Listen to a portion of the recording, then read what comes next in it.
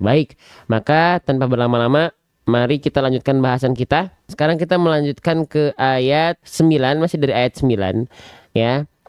Dua huruf lagi belum kita bahas. Ayat 9 dari surah Al-A'la. Jadi buat teman-teman yang pengen belajar bareng-bareng, silakan disimak baik-baik ya. Kita akan mulai pembahasan kita insya Allah. Baik, kita akan mulai bahasan kita ya. Nah, sekarang kita akan masuk ke huruf berikutnya, teman-teman sekalian. Baik, kita mulai. Nah, sekarang kita akan membahas huruf. Nah, ini namanya huruf apa?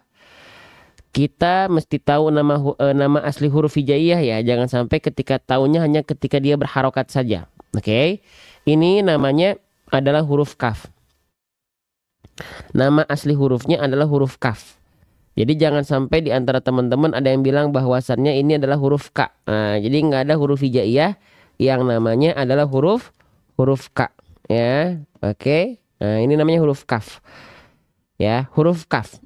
Oke, huruf kaf ini dari segi pelafalan dia dilafalkan serupa ya sebagaimana kita melafalkan huruf K pada abjad alfabet. Oke. Nah, namun ada salah satu sifat yang mungkin bisa kita bahas dari huruf kaf ini. Nama sifatnya adalah hams. Ya, nama sifatnya adalah hams. Sebentar teman-teman ya. Nama sifatnya adalah hams. Saya izin tulis ya. Nama sifatnya adalah hams. Hams itu apa? Hams itu artinya mengalirkan nafas. Kita bahas yang basic dulu ya. Oke, jadi kalau teman-teman lagi belajar per hurufnya ya, per huruf hijaiyah, teman-teman breakdown belajar gitu ya. Nah, ada salah satu sifat yang disebut dengan hams. Hams ini artinya adalah mengalir nafas, menghembuskan angin. Ya. Nah, tapi ada dua huruf ya, ada dua huruf hijaiyah yang dia memiliki sifat hams tapi kadarnya bukan mengalir.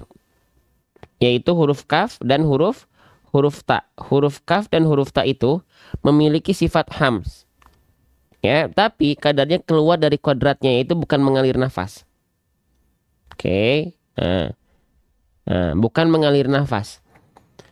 Nah, contoh misalnya kita bahas pada huruf kaf ya. Nah, contoh huruf kaf ini dia punya sifat hams tapi bukan sesuai dengan kodratnya atau dasarnya, yaitu mengalir si nafasnya. Tapi kalau huruf kaf itu, perhatikan baik-baik. Nah, tuh ya, huruf kaf itu dia punya sifat hams tapi kadarnya hanya berupa percikan-percikan nafas saja. Nah, gitu ya. Berupa percikan-percikan nafas saja. Kenapa kok dia berupa percikan nafas? Kenapa dia berbeda dengan huruf hams yang lain? Contoh misalnya huruf sin. Masya Allah, huruf sin. Nih, huruf sin dia punya sifat hams tapi sesuai dengan dasarnya. Sesuai dengan basicnya, yaitu mengalirkan nafas. Ya.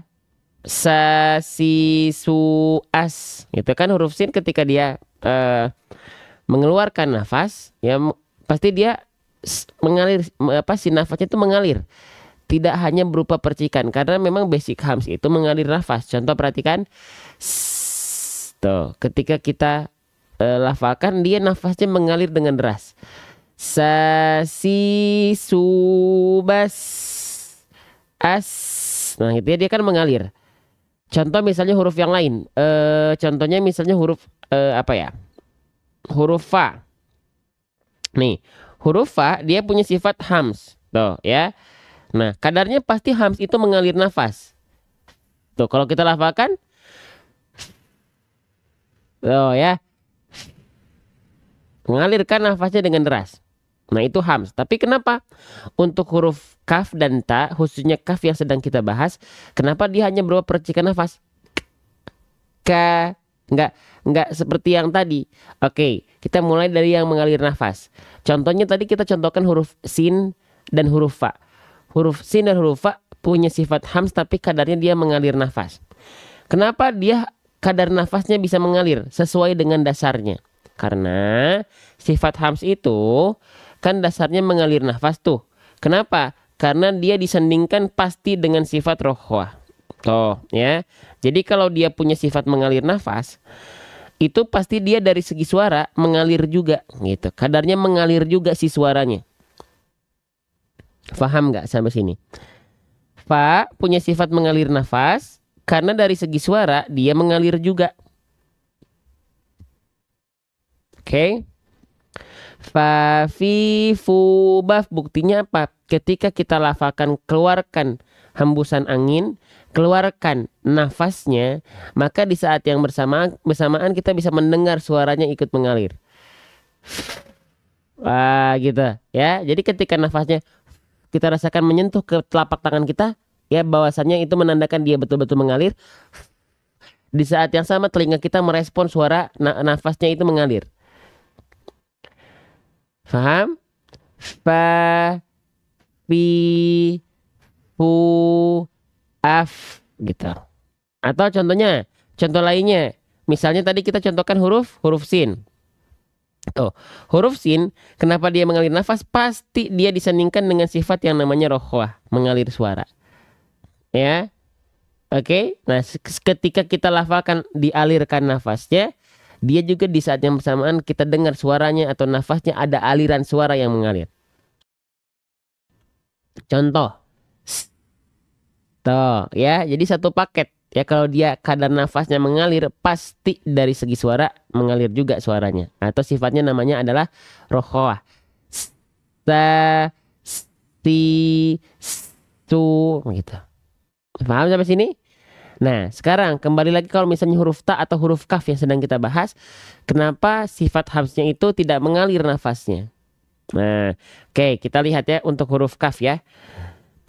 Perhatikan, kenapa untuk huruf kaf sifat hamznya ini percikan nafas, bukan mengalir nafas. Kenapa? Karena tadi saya udah bilang kalau dia mengalir nafas, dia pasti disandingkan dengan mengalir suara. Nah, kenapa ini dia tidak mengalir nafas? Karena dia disandingkannya dari segi suara dengan sifat yang namanya adalah syiddah. Syiddah itu artinya tertahan suara. Syiddah itu kuat. Karena kuat dia menahan suara tidak mengalir. Nah, ketika suara tidak mengalir, yang harusnya dia mengalir nafas, tapi karena dari segi suara tidak disupport, ya hanya tertahan suaranya, maka nafasnya tidak mengalir, tapi hanya berupa percikan-percikan nafas saja. Ya, maka ketika kita lafalkan huruf kaf kan dia nggak dilafalkan mengalir nafasnya kan nggak begitu, tapi ka. Kenapa? Karena dari segi suara dia tertahan.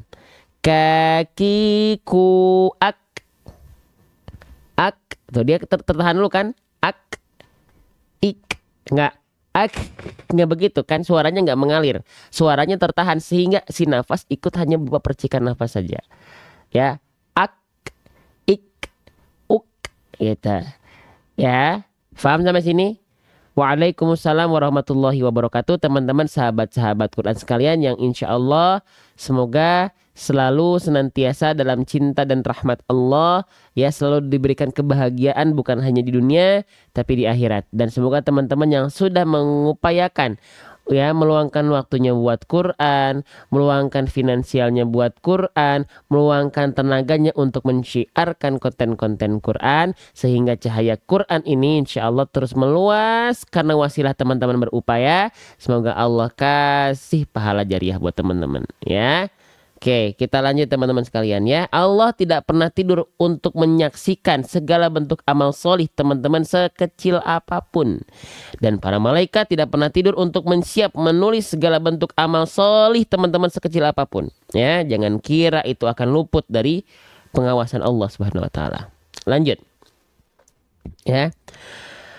Fadzakir in nafa'atiz dzikr. Nah, berarti di sini dia tidak mengalir nafas, tapi dia memercikan nafas. Ya, saya izin tulis. Biar teman-teman ingat atas izin Allah, percikan nafas ya. Jadi tertahan dulu suaranya zik, baru nya keluar. Zik. Nah, begitu. Oke? Paham sampai sini? Jelas ya? Baik, kita lanjutkan. Nah, selanjutnya, jadi dipercikan nafasnya karena dia di sini tidak dibaca dengan vokal a i u ya. Kenapa? Karena dia dalam kondisi sukun. Ya, sering kita sebut dengan kondisi tanda mati. Boleh nggak? Ah, nggak boleh. Ya, zik. Nah, percikan nafasnya zik. Sekali lagi zik. Nah, begitu. Oke, baik. Kita lanjutkan kembali. Nah, Sekarang kita masuk ke huruf berikutnya ya. Kita masuk ke huruf ro. Nah, ini nama asli hurufnya adalah huruf ro. Bagaimana cara melafalkan huruf ro, teman-teman sekalian? Oke, baik, perhatikan. Huruf ro. Huruf ro itu dilafalkan dari apa? Nah, huruf ro itu dilafalkan makhrajnya dari punggung lidah. Nanti kita contohkan ya. Nah, punggung lidah. Oke, kenapa sih saya contohin juga ya pelafalannya? Ya, karena kita ingin mendampingi teman-teman betul-betul pelafalannya. Ya, oke, sih perhatikan. Huruf ro dia dilafalkan tepat dari bagian punggung lidah. Ya, punggung lidah. Punggung lidah itu bagian yang mana? Oke, perhatikan. Ya, sekarang kita akan fokus melafalkan bagaimana cara melafalkan bagaimana huruf ro itu kita ucapkan. Huruf ro ya, jadi dia dilafalkan dari bagian ujung lidah, tapi bukan ujungnya banget. Ya. Tapi dari bagian punggung ujung lidah kita. Oke, perhatikan. Maksudnya punggung lidah itu bagian yang mana? Nih, kalau kita ibaratkan lidah ini ya, jari ini adalah lidah. Nah, huruf ro itu dilafalkan bukan dari ujungnya banget teman-teman sekalian. Tapi dia dilafalkan dari punggung lidah. Kalau kita contohkan tuh dia dilafalkan dari bagian ini. Ya, tuh. Bukan dari bagian ujungnya ini. Jadi bukan begini, tapi begini. Nah, sehingga ketika kita lafalkan bunyi pelafalannya begini. Ro, ha. Ro, ha. Kelihatan nggak ujung lidahnya dia seperti cekung ke bawah. Ya. Ro, ha. Ro, ri, ru, aro. Ha. Ha. Nah, gitu ya. Ro, ri, karena memang yang disentuhkan itu bukan ujung lidahnya banget, tapi bagian punggung lidah. Sekali lagi saya izin contohkan dan silakan teman-teman simak. Ro, ro, ri, ru, aro. Ro, ha. Ro, ri, ru, aro. Ya. Nah, itu. Jadi huruf ro li dhohrin adkhulu, huruf ro itu dilafalkan dari punggung lidah kita, bukan betul-betul dari ujungnya banget, tapi bagian ujung punggung lidah. Nah, gitu. Oke. Ro, suara padat karena dia huruf ketika fathah dia dibaca dengan keadaan yang tebal. Ya, jadi bukan ro kopong gitu ya. Nah, nanti kita bahas setelah ini. Tapi yang terpenting teman-teman tahu bagaimana cara melafalkan huruf ro dari punggung lidah punggung lidah kita. Ya. Baik, kita lanjutkan kembali teman-teman sekalian. Oke. Sip. Jadi dia dilafalkan dari punggung lidah. Ya, sudah beres. Nah, salah satu kesalahan yang sering kali terjadi ketika kita melafalkan huruf ro adalah huruf ro digetarkan secara berlebihan. Ya, kita tulis. Getaran huruf ro dilafalkan terlalu banyak atau berlebihan, maka ini kurang sempurna. Ya, nah jadi ketika kita lafalkan begini huruf ro-nya. Zikro. Terima kasih Bunda Rafa Butik GIF-nya. Ya, jarang-jarang banget nih ada yang ngasih GIF ke konten-konten ngaji. Ya, semoga yang ikut support tadi ada yang ngasih GIF, Masya Allah, jarang banget ada Sultan hadir ya di konten-konten ngaji nih. Semoga Allah ganti ya, barakallahu fikum. Lanjut. Zikro. Nah, perhatikan. Jadi huruf ro ini ya tidak boleh dilafalkan dengan getaran yang berlebihan. Ya. Zikro. Nah, huruf ro tidak boleh dilafalkan dengan getaran yang seperti itu. Kenapa? Karena huruf ro punya aturan. Huruf ro itu perhatikan. Nih, huruf ro dia nggak boleh digetarkan dengan berlebihan. Ro, ri, ru, bar. Kenapa? Karena dia punya sifat yang disebut dengan takrir. Takrir itu apa? Takrir itu dia bergetar. Huruf ro itu dia bergetar. Ya, lidahnya. Tapi bukan dengan getaran seperti huruf R alfabet. Ular melingkar-lingkar di atas pagar. Nah, enggak begitu teman-teman sekalian. Enggak begitu ya huruf ro tuh. Oke. Nah, kenapa? Karena dia punya sifat takrir. Warra wa bitakririn ju'il. Seharusnya huruf ro ini dilafalkan seperti apa? Huruf ro ini dilafalkan dengan getaran yang sedikit saja. Ro, ri, ru, r. Tapi walaupun getarannya tidak terlampau berlebihan, tetap dia walaupun sedikit getaran huruf ro tetap harus jelas, tegas, dan lugas. Ya, jangan sampai huruf ro itu getarannya nggak boleh banyak-banyak, sehingga justru teman-teman betul-betul menghilangkan pelafalan getaran huruf ro-nya. Contoh, teman-teman betul-betul menghilangkan getaran itu seperti ini. Ro, ri, ru, bar, ar. Nah, itu kayak begitu. Nah, itu kurang sempurna. Kenapa? Karena huruf ro itu tetap ada getarannya. Ya. Oke, buat teman-teman yang baru bergabung, ya. Kalau teman-teman tidak ingin ketinggalan info live ini, minimal teman-teman klik tombol ikuti di bagian kiri atas HP teman-teman, ada tombol ikuti warna merah. Silahkan diklik sampai tombol ikutinya hilang. Ya. Baik, kita lanjutkan kembali. Nah, jadi dia punya sifat namanya takrir. Ro, ri, ru, er, er, ular, melingkar, lingkar, di atas fagar. Nah, gitu ya, fagar. Jadi huruf ro itu getarannya nggak banyak-banyak. Getaran huruf ro itu sedikit. Ya, tapi sekali lagi, walaupun sedikit tetap tegas, lugas, jelas mana getarannya. Jangan sampai dia samar-samar hilang. Ro, ri, ru, bar, rar. Nggak begitu juga. Ro, ri, ru, er, er. Tetap jelas getarannya. Ya, bukan berarti getarannya hilang. Ya, jadi dia punya sifat yang namanya adalah takrir. Lanjut lagi, ya. Oke, maka di sini huruf ro getarkan jangan terlampau banyak karena dia punya sifat namanya adalah warro wa bitakririn jo'il.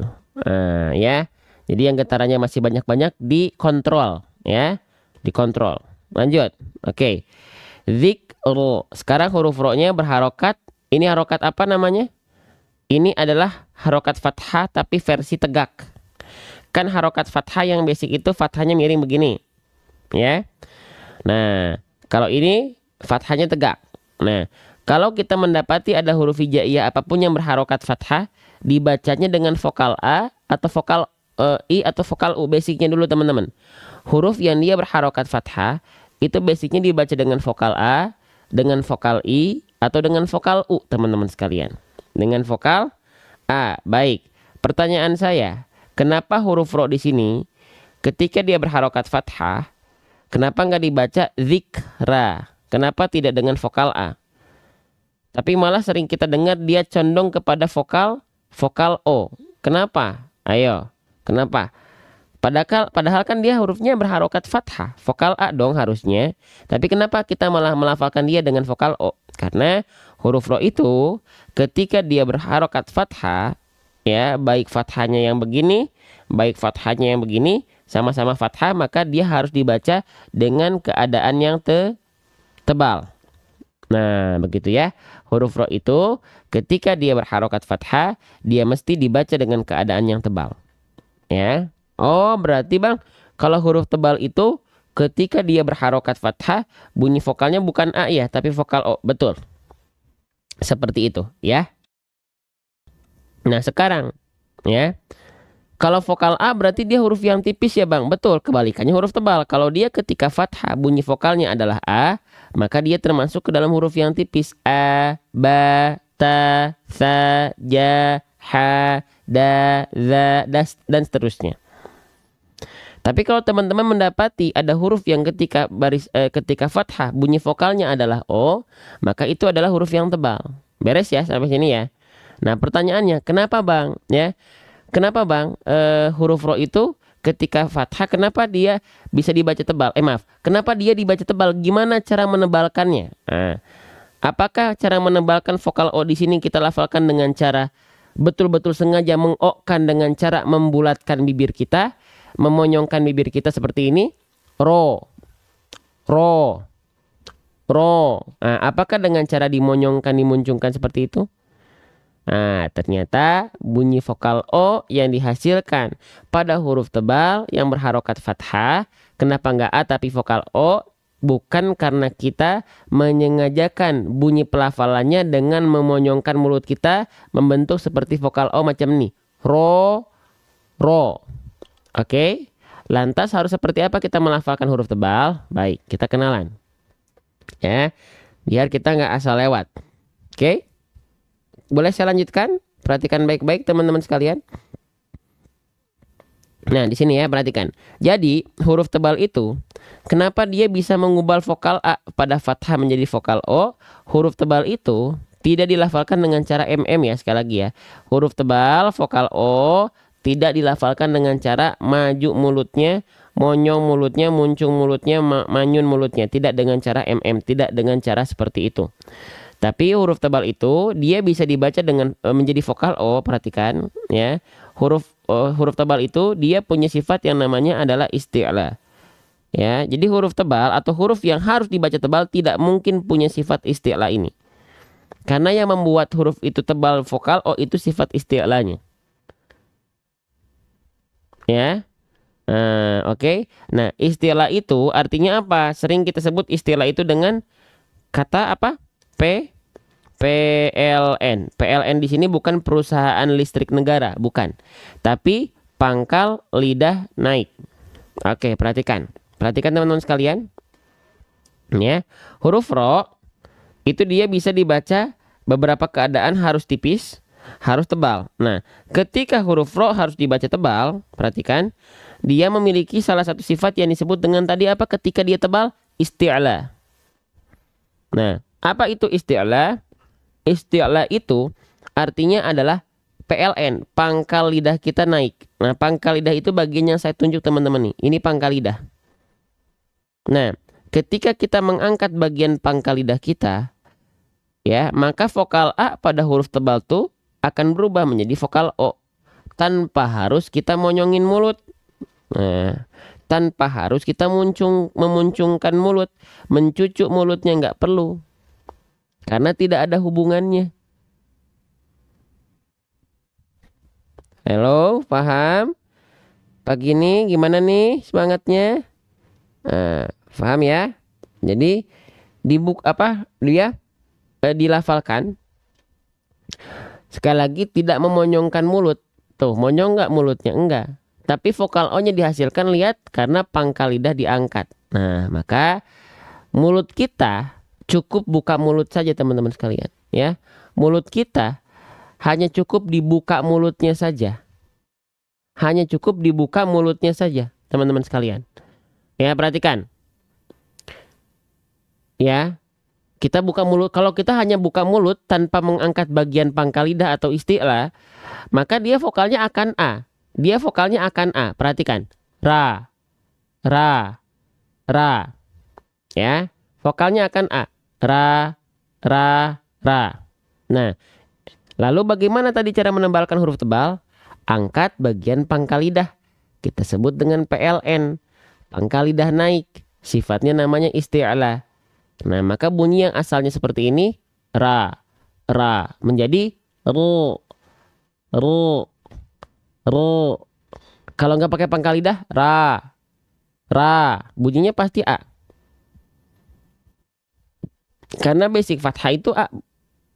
Basic fathah itu bunyinya adalah A.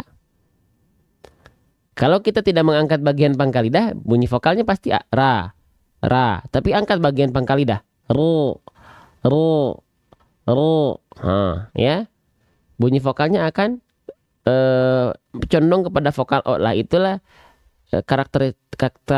karakteristik huruf tebal. Paham? Jelas ya? Oke, sebelum kita lanjutkan, sekali lagi saya ucapkan banyak terima kasih buat teman-teman yang sudah ikut mensyiarkan. Yakinlah teman-teman, yang jempolnya, yang telunjuk bergerak untuk mensyiarkan Quran ini tidak semua. Di antara 900 orang yang sedang memandang live ini, yakinlah tidak 1:1 yang share. Yakinlah. Lihat di pojok kanan bawah, tidak sampai 900 kan yang share-nya. Nah, itu menunjukkan teman-teman yang sudah ikut share adalah orang-orang yang lebih pilihan lagi. Walaupun teman-teman hanya satu share kepada satu grup atau satu orang atau ke status teman-teman, ketika ada yang melihat itu, jadi wasilah orang itu belajar dalam room ngaji di TikTok dan senang dalam membaca Quran ke depannya, teman-teman setiap dia belajar kecipratan pahala jariahnya. Banyak orang tidak memandang ini sebagai suatu hal yang menggiurkan. Ketika teman-teman melihat ini adalah hal yang menggiurkan, ya, Bersyukurlah kepada Allah. Teman-teman sudah ikut bergerak mensyiarkan dakwah Qur'ani, ya. Barakallahu fikum. Lanjut. Kita lanjutkan kembali teman-teman sekalian, ya. Nah, kita lanjutkan. Baik, ya. Oke. Nah, jadi huruf ro itu ya. Jadi dia tidak dia tidak maju mulutnya, tapi dia diangkat pangkal lidahnya, pangkal lidah naik. Oke, pangkal lidahnya naik, ya.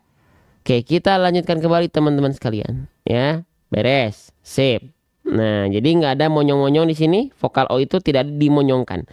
Nah, kalau teman-teman mendapati ada fathah tegak seperti ini dan setelahnya ada huruf seperti ya atau alif maksuroh atau misalnya alif bingkang, ini tanda ini nggak perlu teman-teman hiraukan. Fokus pada fathah tegaknya saja. Oke. Nah, ketika teman-teman mendapati ada huruf berharokat fathah tegak, ya, lalu ya dibaca berapa harokat, maka dia mesti dibaca fathahnya itu dengan kadar panjang 2 harokat. Ada yang bilang juga 1 alif, boleh nggak? Boleh, silahkan. Kira-kira apa nama hukum tajwidnya? Nama hukum tajwidnya kita sebut dengan mad tabi'i. Mad tabi'i. Boleh kita sebut dengan mad asli, boleh kita sebut dengan mad tabi'i, sama saja, boleh dua-duanya, ya. Oke. Nah, salah satu hukum tajwid teman-teman sekalian yang paling banyak dalam Al-Quran yang akan sering kita baca adalah hukum tajwid mad tabi'i. Maka biar bacaan kita rapih, biar bacaan kita teratur, biar bacaan kita rapih, pastikan ya kadar 2 harokatnya pas, konsisten 2 harokatnya. Jangan sampai kadang-kadang 2 harokatnya kepanjangan, jangan sampai kadang-kadang 2 harokatnya kecepatan, jangan. Pastikan 2 harokatnya pas di 2 harokat, ya. Nah, bagaimana caranya? Nah, agar kita bisa mengkonsistensikan kadar 2 harokat pada hukum tajwid mad tabi'i, caranya cukup teman-teman ayun. Diayunkan saja, perhatikan. Ayun, ro, zik, ro, ayun.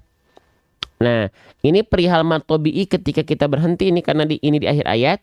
Banyak orang melafalkan mad tabi'i pada akhir ayat itu kepanjangan. Jadi bacanya begini. Perhatikan, banyak orang melafalkan kadar 2 harokatnya mad tabi'inya begini. Fadzakir in nafa'atiz dzikra. Nah, itu keliru. Ya. Coba lagi. Ya, itu kepanjangan tuh. Fadzakir in nafa'atiz dzikra. Nah, itu kepanjangan. Kenapa bisa kepanjangan? Karena banyak yang dia bacanya sudah terbuai dengan nada yang dia baca, dengan nada ngajinya. Jadi lagi merdu-merdunya, lagi enak-enaknya ngaji gitu ya, makanya dia bablas. Banyak yang begitu, bahkan sekelas imam-imam pun masih ada yang keliru. Ya. Tanpa disadari tapi ya, gitu. Fadzakir in nafa'atiz dzikra. Nah, itu enggak. Cukup 2 harokat. Fadzakir in nafa'atiz dzikra. Ayun. Ro, ayun. Fadzakir in nafa'atiz dzikra. Beres. Gitu. Bisa difahami sampai sini? Bisa diikuti? Alhamdulillah. Semua yang baik dari Allah. Yang kurang bermanfaat itulah saya, Gifari Putra. Bismillah, kita lanjutkan kembali. Ya, sip. Sekarang kita baca bareng-bareng ayat 9-nya. Setelah itu kita masuk ke ayat berikutnya untuk kita bedah per huruf, per harokat, per hukum tajwid. Yuk, kita baca. A'udzubillah. Bismillahirrahmanirrahim. A'udzubillahi minasyaitonirrajim. Fadzakir in nafa'atiz dzikra. Fadzakir in nafa'atiz dzikra. Sekarang kita contohkan pelafalannya. Perhatikan, saya izin zoom ya. Perhatikan. Fadzakir in nafa'atiz dzikra. Fadzakir Fadzakir in nafa'atiz dzikra. Fadzakir in nafa'atiz dzikra. Nah, ya, seperti itu pelafalannya. Sekarang kita lanjutkan kembali ke dalam ayat berikutnya. Ya, bismillah. Oke, sekarang kita masuk ke ayat 10-nya ya. Nah, ayat pendek juga nih. Siap? Kita baca bareng-bareng dulu sebanyak 2 kali. Ayat 10-nya kita baca sesuai dengan kemampuan kita dulu, baru kita bedah tajwidnya. 1, 2, 3. Sayadzakkaru man yakhsha. Lagi. Sayadzakkaru man yakhsha. Oke, baik. Kita mulai dari huruf yang pertama. Teman-teman sekalian, kita kenalan.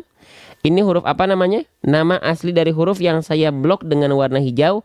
Kira-kira kalau teman-teman tahu, ini namanya huruf apa? Terima kasih Bunda Beauty ya. Gift bunganya, gift buket bunganya, barakallahu fikum. Namanya adalah huruf sin. Ya. Oke, kita tulis nama aslinya. Kenapa sih harus tahu nama asli? Sekali lagi, kenapa kita harus mengetahui nama asli huruf-huruf hijaiyah? Ya, jadi gini, kenapa saya selalu nanya, kenapa apa nama asli hurufnya? Kenapa sering saya tanyakan ketika live? Kenapa? Karena nanti dalam membaca Quran ada disebut dengan ayat-ayat fawatihus suwar. Ada disebut dengan ayat-ayat fawatihus suwar. Ayat-ayat fawatihus suwar. Ayat-ayat fawatihus suwar ini adalah ayat-ayat yang di dalamnya dia terdapat huruf-huruf muqatta'ah. Huruf-huruf muqatta'ah. Ya. Huruf-huruf muqatta'ah itu apa? Huruf-huruf muqatta'ah itu adalah huruf-huruf yang dia dibaca sesuai dengan nama asli huruf tersebut. Biasanya ada di ayat pertama di beberapa surah dalam Al-Quran.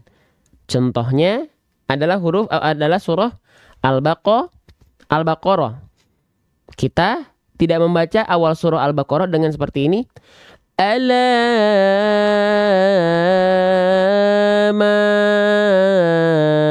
Enggak. Tapi kita baca sesuai dengan nama aslinya. Alif Lam Mim. Nah, kalau kita nggak tahu nama huruf asli, maka kita akan kebingungan. Ini bacanya kenapa nggak alama gitu.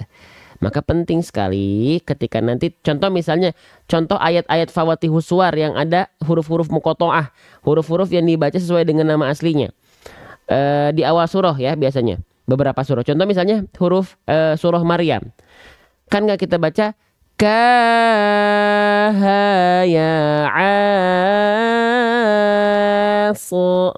Tapi kita baca sesuai dengan nama aslinya. Kaf ha ya ain sad. Ya, atau yasa. Enggak kita baca yasa, ya enggak. Tapi kita baca yasin. Yasin. Ya, maka di sini saya selalu nanya kalau kita belajar huruf, ini nama huruf aslinya apa? Ini nama huruf aslinya adalah huruf sin. Beres ya? Clear ya? Oke, sip. Nah, huruf sin ini dilafalkan gampang kok teman-teman. Persis sebagaimana kita melafalkan huruf S pada abjad alfabet. Beres ya? Oke, tinggal kita lihat harokatnya apa. Sip. Nih, lihat. Sin di sini dia berharokat baris atas. Huruf hijaiyah apapun yang dia berharokat baris atas itu disebut dengan harokat fathah. Nah, kita bahas dari harokatnya juga pelan-pelan. Nah, huruf hijaiyah apapun yang dia berharokat fathah secara mendasar dia mesti dibaca dengan vokal A. Oke, maka huruf sin di sini kita baca tidak si, tidak dengan vokal i. Kenapa? Karena huruf sinnya dia tidak berharokat kasroh atau baris bawah. Oke, lalu huruf sinnya nggak kita pula baca dengan vokal u. Kenapa? Karena dia tidak berharokat dhammah. Ya, oke. Tapi huruf sinnya mesti kita baca dengan vokal a. Kenapa? Karena dia berharokat baris atas. Baris atas itu namanya adalah harokat fathah. Dia mesti dibaca secara mendasar itu dengan vokal a. Faham sampai sini? Jelas sampai sini teman-teman sekalian? Ya, baik. Nah, ketika teman-teman mendapati ada huruf hijaiyah yang dia bervokalkan A pada saat berharokat fathah, jika yang keluar adalah vokal A, maka itu termasuk ke dalam huruf yang muraqqaqah atau huruf yang tarqiqo atau huruf yang bahasa kitanya huruf yang karakternya tipis. Ya. Emang kalau huruf tebal vokalnya apa? Tadi sudah kita buktikan di huruf ro di ayat berikut sebelumnya. Huruf ro dia dibaca ketika fathah, ya. Kenapa dia dibaca dengan vokal o? Karena huruf tebal atau huruf yang harus dibaca tebal ketika fathah bunyi vokalnya tidak akan a tapi condong kepada vokal o. Faham? Maka huruf sin di sini dia kan nggak dibaca so ketika berharokat fathah, tapi dia dibaca dengan vokal, a, yaitu sa. Maka huruf sin termasuk ke dalam huruf yang tipis. Ya. Nah, kalau ada huruf tipis dan dia berharokat fathah, maka penting sekali kita sempurnakan dua hal. Yang pertama, sempurnanya harokat fathahnya. Yang kedua, jaga kadar tipisnya. Oke, maka bagaimana caranya buat teman-teman yang udah sering ikut live ini? Bagaimana cara kita bisa menyempurnakan harokat fathah beriringan dengan kadar tipisnya? Dengan cara apa? Boleh komen di kolom komentar ya. Tunjukkan semangatnya, tunjukkan keaktifannya ya. BMSS, sip, keren ya, Masya Allah. BMSS. Jadi kita izin bahas lagi buat teman-teman yang mungkin ada baru pertama kali gabung. Coba yang baru pertama kali gabung tinggal klik tombol ikuti warna merah di pojok di tangan atas saya nih. Ada tulisan ikuti warna merah, diklik. Biar tidak ketinggalan info live kita, minimal teman-teman akan mendapatkan notifikasi dari TikToknya. Oke, sip. Nah, sekarang jadi ketika teman-teman mendapati ada huruf hijaiyah yang dia berharokat fathah, bunyi vokalnya A, berarti tandanya tipis. Untuk menyempurnakan harokat fathah plus dengan tipisnya, itu kita lafalkan dengan cara BMSS. Ya, apa itu BM? BM itu artinya adalah buka mulut. SS itu apa? SS itu artinya adalah sambil senyum. Ya, nah sempurnanya harokat fathah itu buka mulut sambil senyum untuk yang vokal A. Ya, oke, perhatikan. Ya, semua huruf hijaiyah ketika berharokat fathah, baik dia vokal A maupun dia vokal O, maka sempurna fathah itu kita lafalkan dengan cara wal maftuhu bil fathifham. Dengan cara bil fathifham, dengan cara membuka mulut. Maka perhatikan teman-teman sekalian, perhatikan vokal A atau vokal O. Kalau fathah vokal A itu huruf tipis, kalau fathah vokal O itu huruf tebal. Perhatikan bagaimana vokal A dan O-nya saya lafalkan, tidak ada yang mingkem, tidak ada yang monyong. Tapi dua-duanya buka mulut. Ya. Perhatikan. Perhatikan. Perhatikan vokal A dan O-nya ya. A'udzu billahi minasyaitonir rajim. Bismillahirrahmanirrahim. Alhamdulillahi rabbil alamin. Ar-Rahmanir-Rahim. Nah, terlihat. Jadi ketika fathah tidak ada vokal yang tidak ada vokal A yang dia mingkem, tidak ada vokal O yang dia monyong. Ya. Nah, maka buka mulutnya. Itu yang pertama. Yang kedua, ingat ini bukan hanya sekedar fathah, tapi kita lihat dia kadarnya tipis. Maka ya, huruf tipis, huruf-huruf yang berharokat fathah, vokal A, ya, maka dia disempurnakan dengan cara sambil senyum. Kita analogikan sambil senyum agar dua sifat pada huruf tipisnya tertunaikan. Apa nama sifatnya? Yang pertama, nama sifatnya adalah istifal. Yang kedua, nama sifatnya adalah infitah. Apa itu istifal? Istifal itu adalah pangkal lidah kita tidak terangkat. Oke, pangkal lidah itu, ini kita ibaratkan sebagai ujung lidah kita.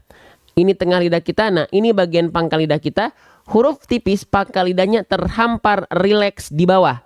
Dia tidak tegang naik ke atas seperti ini. Kalau dia naik ke atas seperti ini punyanya huruf tebal.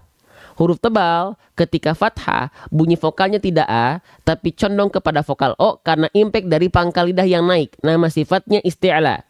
Maka kalau tadi kita lihat huruf ro misalnya. Ketika fathah dia harus dibaca tebal. Kenapa keluar bunyi vokalnya tidak A tapi vokal O? Karena dia dibaca harus tebal. Huruf tebal itu mengangkat pangkal lidah, dia berubah vokal A menjadi vokal O. Ya, makanya nggak perlu pakai monyong kan? Cuman buka mulut saja karena fathah itu buka mulut. Ro, ro, ro, ro, ro, ro, ro, ro. Nah, huruf tipis kebalikannya, huruf tipis itu pangkal lidah terhampar di bawah. Pangkal lidah tidak naik. Sehingga ketika dilafalkan, ya dia nggak, bunyi vokalnya yang keluar adalah ketika fathah bunyi vokal A. Faham? Baik. Huruf tipis berikutnya, huruf tipis memiliki sifat satu lagi selain istifal, yaitu infitah. Infitah itu artinya adalah aula mulut, rongga mulut terbuka. Ya, kenapa bisa terbuka? Karena dominan lidah kita terhampar di bawah, tidak naik ke atas begini, tapi terhampar di bawah. Ketika lidah terhampar sehingga ada jarak antara lidah dengan langit-langit, maka itulah aula atau rongga mulut.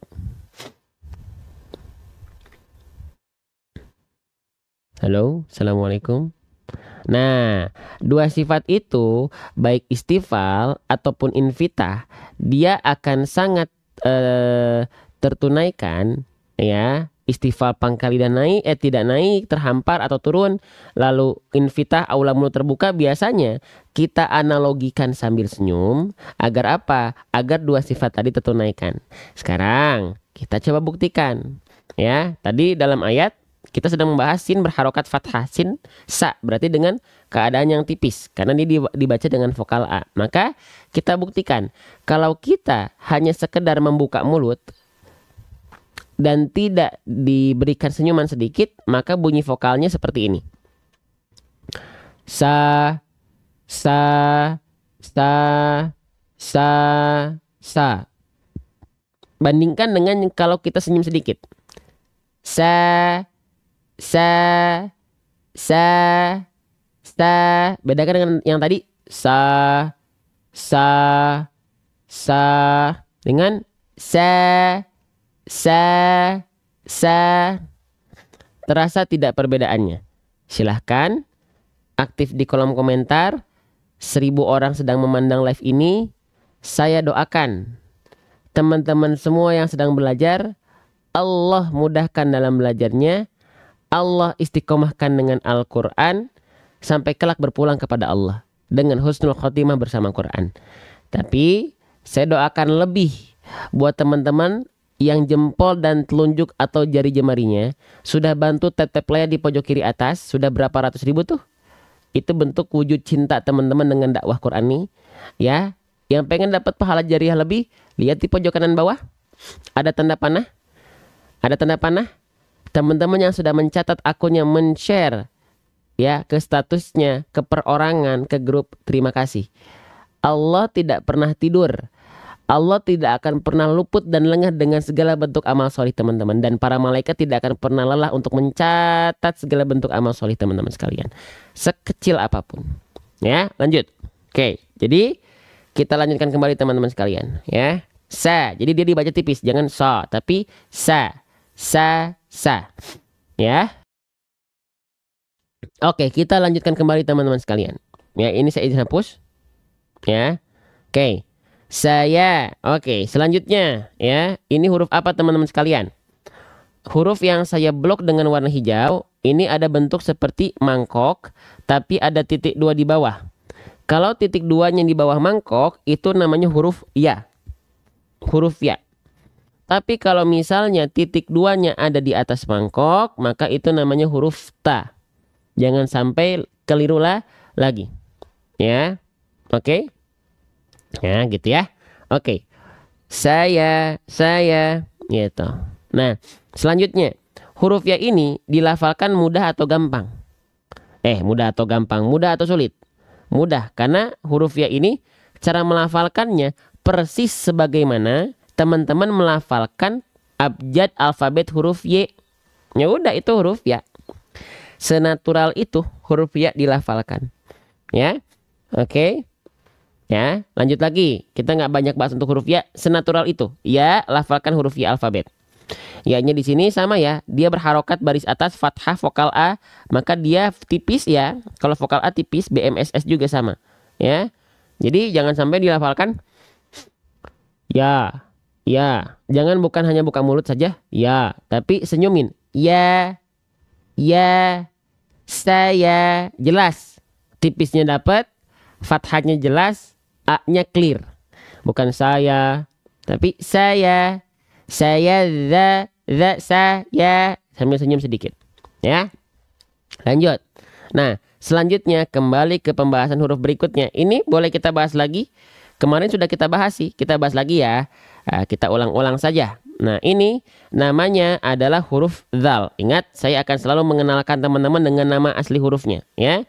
Ini namanya adalah huruf dzal. Saya izin tulis, teman-teman sekalian, namanya adalah huruf dzal. Jangan lagi ada yang mengatakan bahwasanya ini huruf dza.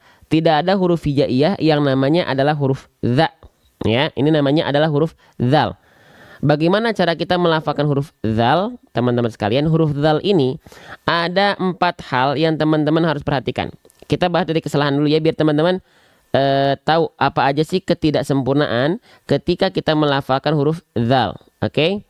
Nah, perhatikan huruf dzal. Siapa di antara teman-teman yang punya konsep bahwasannya huruf dzal ini dilafalkan seperti sedikit digigit ujung lidahnya? Ada? Nah, itu betul. Saya pun dulu pakai belajar konsepnya begitu diajarinya. Huruf dzal itu ujung lidahnya seperti digigit sedikit. Nah, betul nggak? Betul. Tapi ketika sekarang sudah diamanahi untuk mengajar, saya tidak menggunakan analogi digigit. Kalau saya pribadi, ya. Kenapa? Karena khawatir ya kalau teman-teman ada yang baru belajar nih, ya. Terus ada yang baru pemula banget atau awam baru belajar banget. Nah, itu baru belajar atau mu'alaf gitu ya misalnya. Kalau kita analogikan digigit, banyak yang akhirnya itu melafalkannya jadi keliru. Ada sifat yang hilang. Karena kita analogikan seperti digigit, ada yang menelan mentah-mentah, oh digigit. Padahal bukan digigit. Nanti kita bahas untuk poin pertama ini. Sekarang kita bahas poin 2, poin 3, dan poin 4. Huruf dzal, banyak orang keliru melafalkan dzal jadi huruf dal. Nah, ini keliru yang besar. Pokoknya dari poin 2, poin 3, poin 4 itu 3 kesalahan besar pada huruf dzal. Ya. Oke. Nah, biasanya huruf dzal ini dilafalkan jadi huruf dal, tertukarnya sebenarnya bukan dari segi pelafalan, tapi dari segi sifat. Dari segi bentuk.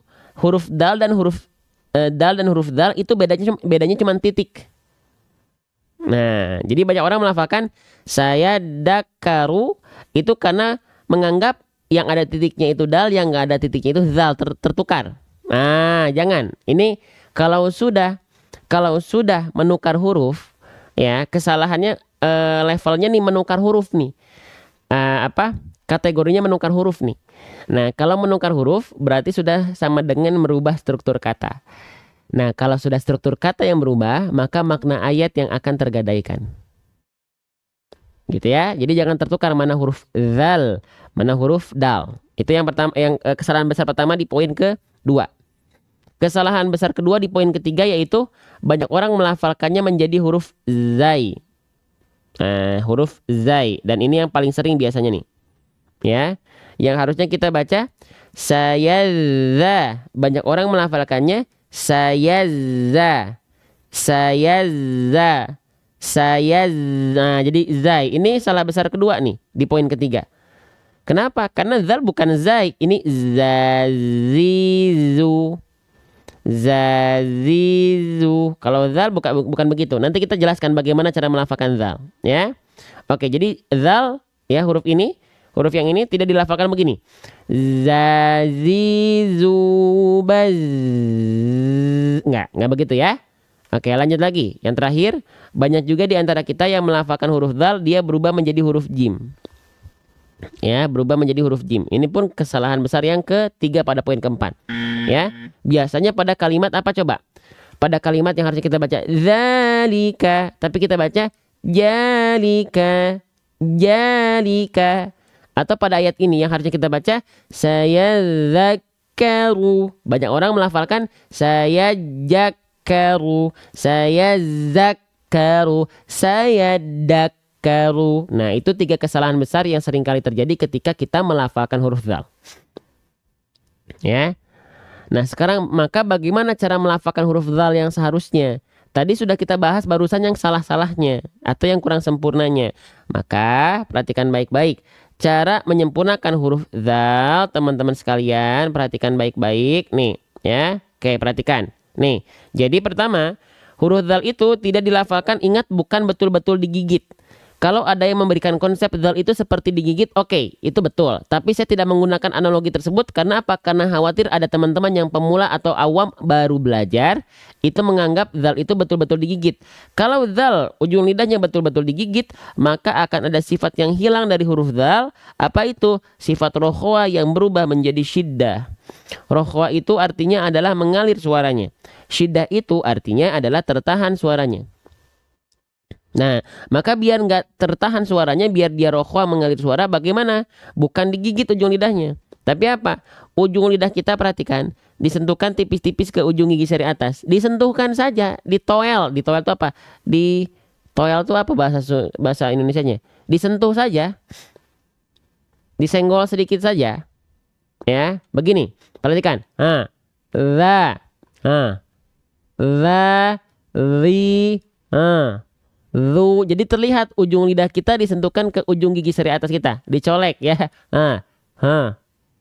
Enggak perlu ditekan, apalagi digigit, enggak akan ngalir suaranya.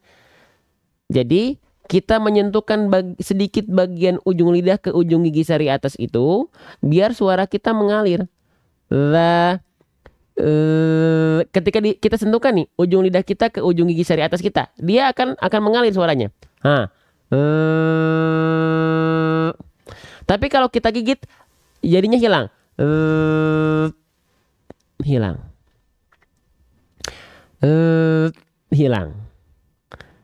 Ya, jadi bukan betul-betul digigit pelafalannya.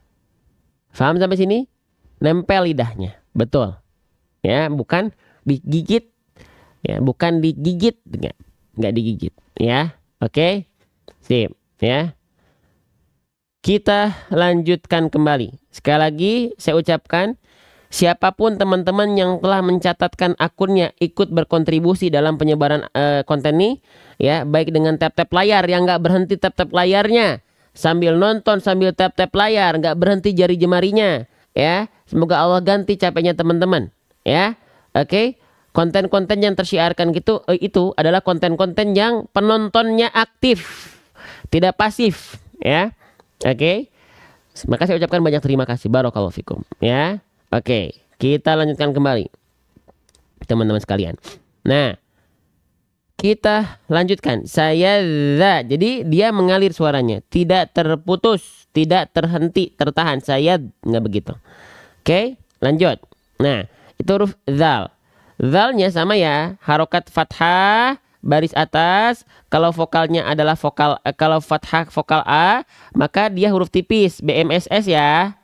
Ketika fathah vokalnya adalah A, maka dia huruf tipis BMSS ya. Buka mulut sambil senyum, ya. Buka mulut sambil senyum. Oke. Buka mulut sambil senyum. Za. Kalau dia hanya buka mulut saja, za, maka kadar tipisnya kurang terasa. Pasti. Za. Nah, makanya kita senyumin tuh za, biar dua sifat pada huruf tipis itu lebih tertunaikan. Nama sifatnya istifal dan infitah. Za. Bedakan dengan za cuman buka mulut saja. Antara yang ini za dengan za. Ya, pasti beda rasanya. Karena kalau senyum itu sifat tipisnya lebih terasa. Ya, jadi senyum itu kita menganalogikan senyum itu sebagai kemudahan teman-teman tanpa harus mengetahui dua sifat tadi, istifal infitah, teman-teman akan tertunaikan sifat tipisnya. Za, gitu ya. Oke, sip, lanjut. Nah, yang beda ya. Oke. Nah, selanjutnya zalnya dalam kondisi apa nih? Dalam kondisi di atasnya ada tanda gambar burung terbalik. Kalau teman-teman mendapati ada huruf hijaiyah yang di atasnya ada gambar burung terbalik seperti ini namanya tanda apa? Ayo, boleh komen di kolom komentar. Namanya adalah tanda tasydid. Ada yang bilang tasydid, ada yang bilang sabdu, ada yang bilang syiddah, ada yang bilang musyaddad, ada yang bilang macam-macam ya, macam-macam. Boleh nggak? Boleh. Tapi saya izin dalam majelis kami kita sebut ini dengan tanda tasydid. Ya. Oke. Pertanyaannya, kalau teman-teman mendapati ada huruf yang bertasydid, ya, bagaimana cara membaca huruf yang bertasydid itu dengan cara diapain? Komen di kolom komentar. Silahkan berpikir dan komen di kolom komentar.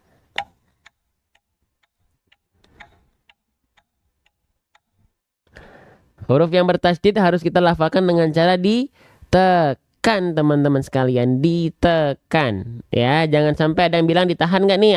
Ada. Sip. Huruf yang bertasydid itu bukan ditahan. Basic huruf yang bertasydid itu. Kalau ada yang jawab huruf yang bertasydid itu dilafalkan dengan cara didobel.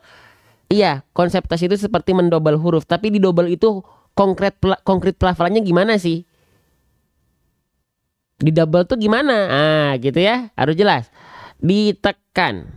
Ya. Basic huruf yang bertasydid itu ditekan. Ya. Oke. Ya. Ditekan kenapa? Karena arti tasydid syiddah itu kuat. Biar kuat tekan. Gitu. Biar kuat tekan, bukan tahan, tekan. Nah, itu tasydid. Tasydid itu kan diambil sama dengan satu akar kata dengan syiddah, syadid, kuat gitu ya. Nah, gitu. Lanjut. Nah, ditekan ya.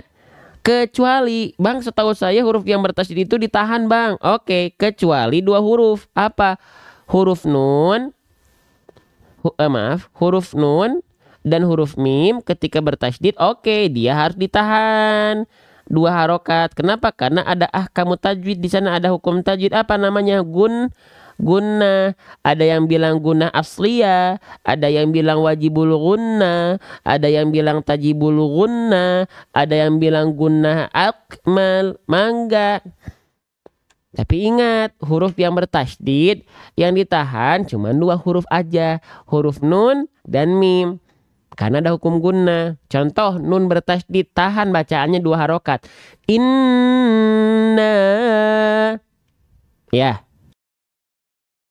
Tidak ditekan. Inna. Enggak, tapi inna. Tahan dengungannya 2 harokat. Kalau nun yang bertasydid. Atau satu lagi, mim yang bertasydid. Mim ditahan 2 harokat pelafalannya. Contoh, amma.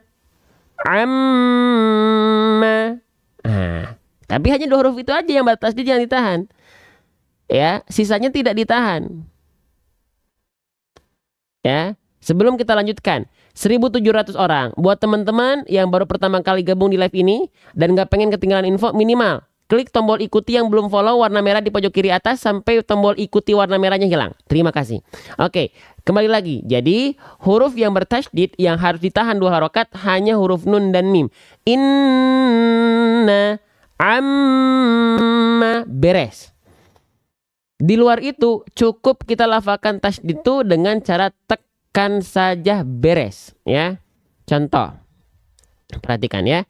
Nih, misalnya di sini huruf dzal, di sini huruf kaf, ya, itu ditahan, ditekan 2 harokat. Contoh, saya dzakaru, tekan saja. Kalau kita tahan, jadinya begini. Kalau misalnya kita pukul rata, huruf yang bertasydid itu ditahan 2 harokat, semuanya misalnya. Oke, kita buktikan kalimat saya dzakaru ini, ya. Kita buktikan kalimat saya dzakaru ini ketika bertasydid ditahan 2 harokat. Bacaannya jadi aneh nggak? Perhatikan. Ya, perhatikan ya. Perhatikan. Kita coba ya. Saya dzakaru. Itu. Kalau misalnya huruf semua bertasydid ditahan. Saya dzakaru. Apa iya seperti itu? Tentu saja tidak. Karena huruf sekali lagi yang ditahan ketika bertasydid 2 harokat, tahannya itu hanya nun dan mim. Inna, amma. Selain itu contohnya pada ayat ini dia nggak ditahan. Saya dzakaru, nggak, cukup tekan saja. Saya sayadzakkaru, sayadzakkaru, sayadzakkaru. Paham? Jelas? Baik, kita lanjutkan kembali ya, insyaallah. Oke. Sip. Nah, sekarang ya kita baca bareng-bareng teman-teman sekalian ya. Ayat 10-nya kita baca, bismillah. Kita nanti setelah ini kita akan belajar lagi. Kita baca dulu ayat 10-nya bareng-bareng sebanyak 3 kali. Setelah itu saya contohkan pelafalannya. Perhatikan. Sayadzakkaru man yakhsha. Kalau huruf ya bertasydid diikuti nun sukun atau tanwin, dia juga ditahan 2 harokat dengan dengung. Nama hukum tajwidnya idgham bigunah. Ya. Jadi huruf yang bertasydid nih. Huruf yang bertasydid yang harus selalu ditahan 2 harokat itu huruf nun dan mim. Beres. Selain nun dan mim ada sebenarnya 2 huruf lagi yang dia mesti ditahan. Tapi syaratnya apa? Huruf waw bertasydid, ya bertasydid dia ditahan. Kalau apa? Kalau diikuti sebelumnya dengan huruf nun sukun atau tanwin an in un, dia juga ditahan. Tapi kalau hanya ya bertasydid dan waw bertasydid dan tidak diikuti oleh nun sebelumnya atau tanwin sebelumnya, maka dia tidak perlu ditahan. Paham? Ulang. Huruf yang bertasydid yang harus ditahan itu ada 4. Tapi yang basicnya 2. Huruf nun dan mim dalam keadaan apapun ketika bertasydid ditahan.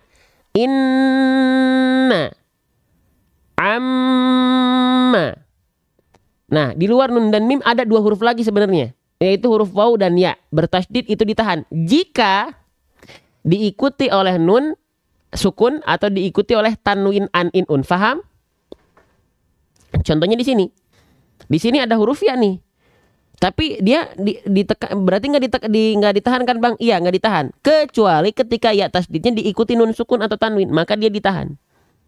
Karena idgham bigunah nama hukum tajwidnya. Ya, ditahan dengan dengung. Yuk baca bareng lagi. Sayadzakkaru man yakhsha. Lagi. Sayadzakkaru man yakhsha. Allahu Akbar. Sip. Sekarang saya contohkan pelafalannya, silakan simak baik-baik. Sayadzakkaru man yakhsha. Sayadzakkaru man yakhsha. Sayadzakkaru man yakhsha. Allahu Akbar. Sip. Sekarang kita akan lanjut belajar lagi. Kalau tadi kita berfokus pada huruf, sekarang kita akan berfokus kepada beberapa bahasan ya. Oke, perhatikan. Bismillah. Oke, ya ini kita pakai sekarang Al-Qur'an aplikatif. Al-Qur'an aplikatif itu Al-Qur'an yang dibaca untuk full belajar tajwid per baris. Oke. Kita mulai ya. Bismillah. Oke, sip. Kita mulai Al-Quran tajwid per baris. Saya akan coba, kita akan baca sekitar 2 ayat ya. Oke, sip. Kita akan coba baca. Bismillah. Yang mau ikut baca mangga ya. Gitu. Yang mau ikut baca mangga, yang udah ada kegiatan mangga, sok aja ya. Sip. Ya, kita baca. Bismillah. Surah Hud ayat 13 dan 14 kita baca insyaallah. Ya. Bismillah. Halaman 223.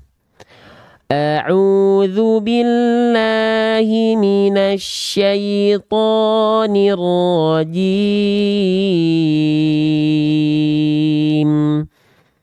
Am yaquluna iftarah. Kode H di sini menunjukkan tajwid per baris, di bawahnya akan kita bahas. Yaitu kalau H berarti akan membahas huruf di bawahnya, yaitu huruf Fa. Apa bahasannya? Perhatikan huruf Fa di setiap samping barisnya. Pengucapan huruf Fa, sentuhkan ujung gigi sari atas kita dengan bibir dalam bagian bawah, udaranya mengalir. Contohnya begini. Fa. Ya, fa. Am yaquluna naf. Nah, Am yaquluna iftarah. Ya. Nah, tinggal kita praktekkan lagi. Am yaquluna iftarah. Lanjut. Qul fa'tu bi'ashri suwarim mithlihi muftariyatin wad'u man istata'tum. Henti, capek, berhenti di sini. Mulai lagi nanti dari sini ya. Nah, sebelum kita mulai, belajar lagi tajwid perbaris. Di kalimat wad'u ada kode huruf Q. Di bawahnya ada dal sukun. Ada cara baca apa di sini? Wad'u, wad'u. Ada cara baca apa di sini? Ada kode huruf Q. Itulah yang disebut dengan tuh kalimatnya tuh pada dal sukun dikasih kita blok warna wad'u. Itulah kode D tadi. Kode Q tadi. Kolko, kolkolah. Pantulkanlah bunyi huruf-huruf ba, jim, dal, to, kof. Sering kita kenal dengan baju di toko. Ketika berharokat sukun atau disukunkan. Maaf ya, bersihin dulu ya. Disukunkan. Karena wakof atau berhenti. Nah, maka kita baca. Wad'u. Wad'u. Yuk, praktekan. Sambil mulai lagi ya. Wad'u. Jangan sampai dibaca wad'u. Harus dipantulkan. Jangan wad'u tapi wad. Wad. Sebagaimana tadi dijelaskan di setiap samping barisnya ada pembahasan. Tuh, dipantulkan. Kode Q itu kolkolah namanya. Pantulkan. Dipantulkan. Ya, jadi jangan wad'u. Wad'u tapi wad'u. Coba. Testing ya. Wad'u man istata'tum min dunillahi in kuntum sadiqin. Fa in lam yastajibu lakum fa'lamu annama unzila bi'ilmillah. Henti di sini. Mulai lagi dari sini. Fa'lamu annama unzila bi'ilmillahi wa an la ilaha illahu. Perhatikan. Di sini ada kode huruf M, kalimat di bawahnya wa alla. Di sini ada pertemuan antara nun sukun dengan huruf lam. Kira-kira ada hukum tajwid apa? Kalau ada nun mati ketemu huruf lam, hukum tajwidnya apa? Kenapa kita bahas? Karena ada pembahasannya dikasih kode alfabet di sini. M. Apa tuh? Hukum tajwidnya? Nah, kita geser aja. Wa alla dikasih kode blok warna, langsung contoh ayatnya dibahas di sampingnya. Dikasih kode blok warna, itulah kode M tadi. Idgham bila gunnah. Leburkanlah, apa katanya? Leburkanlah bunyi nun mati atau tanwin yang berwarna merah jika dia bertemu dengan huruf lam atau ro. Kita lihat di sini. Nun sukunnya ketemu lam ya. Oke, berarti dia betul adalah idgham bila gunnah. Ya, dibaca dengan dibaca dengan dileburkan tanpa ditahan, tanpa disertai dengan dengung. Maka ketika kita lafalkan wa alla, jadi nggak dibaca wa an lah, nggak dibaca nun sukunnya lagi, lebur nun sukunnya ke lam. Wa alla, tapi tidak disertai tahan dan tidak disertai dengan dengungan. Ya, oke, tinggal dipraktekkan dalam bacaan. Misalnya dari sini kita mulai ya. Fa'lamu annama unzila bi'ilmillahi wa an la ilaha illahu. Fahal antum muslimun. Ada mim sukun bertemu huruf mim. ya, namanya idgham mithlain atau idgham mimi. Dikasih kode N sebagai tanda tajwid per baris. Baris ini akan membahas kalimat di bawahnya, penggalannya dibahas di samping.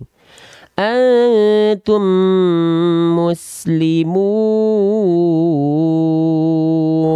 Dikasih kode blok warna, itulah kode N tadi, idgham mithlain. Leburkanlah bunyi mim mati berwarna pink yang bertemu dengan huruf mim yang bertasydid disertai dengung selama 2 harokat.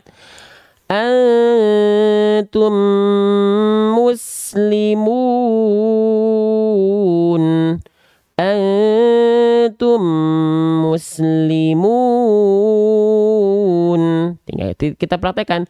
Fahal antum muslimun.